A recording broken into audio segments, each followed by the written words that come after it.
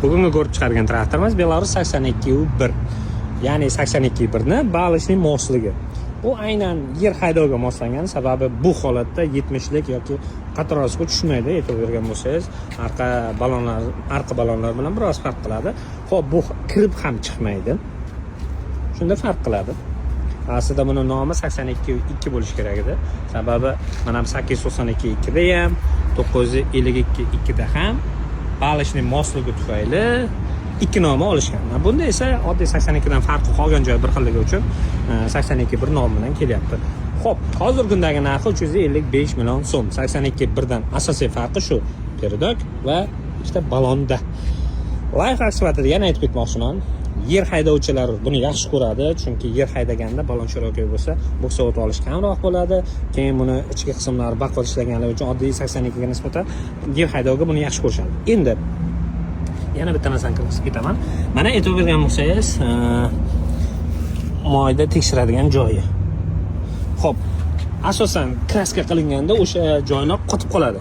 Havo chiqaradigan joy. Bu moy qanchaligini tekshiradigan va havo chiqaradigan joy qotib qoladi. Zavoddan chiqqanda kraskalanganda qotib qoladi.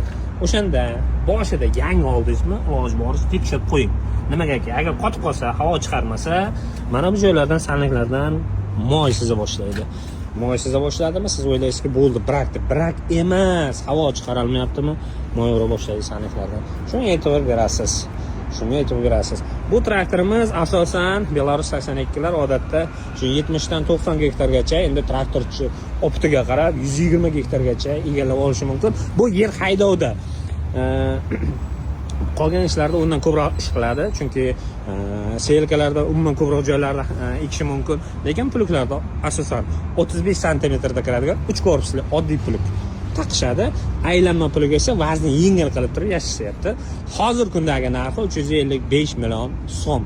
1 yillik 500 motosoat kafolat beriladi. Bor. Oddiy transportdan deysizmi, balishni deysizmi, Hasan traktorlardan deysizmi, hammasidan bor. Keling, kelishamiz, gaplashamiz.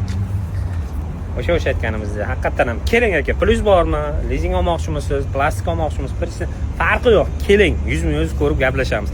Birinchi biz texnikani ko'rsatamiz, ya'ni nimaga to'lov qilayotganligingizni ko'rasiz. Keyin o'shandan keyin hujjatlarni qilarmiz, boshqasi qilarmiz. Aka, kelishamiz. Sog' bo'ling, ko'rishguncha.